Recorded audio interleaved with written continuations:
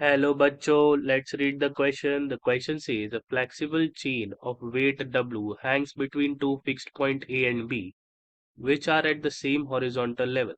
The inclination of the chain with the horizontal at both the points of support is theta.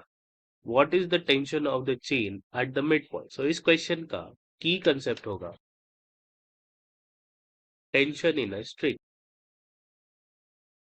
तो हम basic बात tension के बारे में जानते हैं कि इन अ स्ट्रिंग टेंशन जो होता है वो through out the string same होता है। तो हम लिखेंगे the tension in a chain.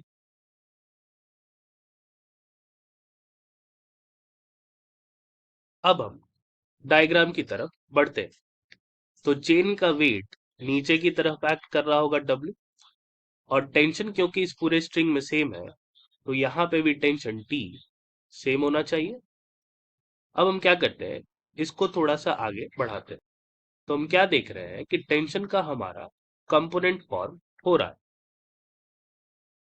पहला कंपोनेंट होगा कुछ इस तरीके से,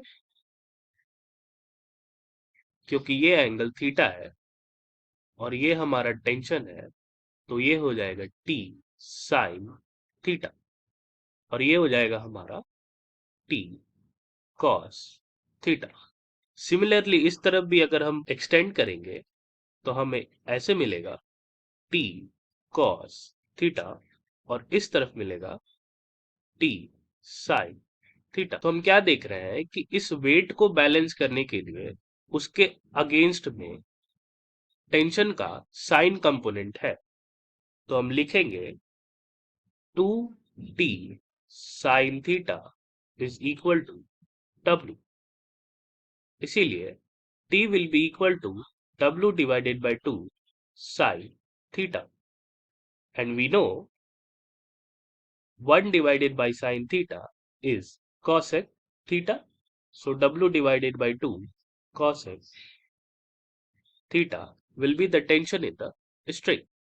So उस हिसाब से हमारा ऑप्शन नंबर ए सही होना चाहिए। Hope you understood it well and best of luck.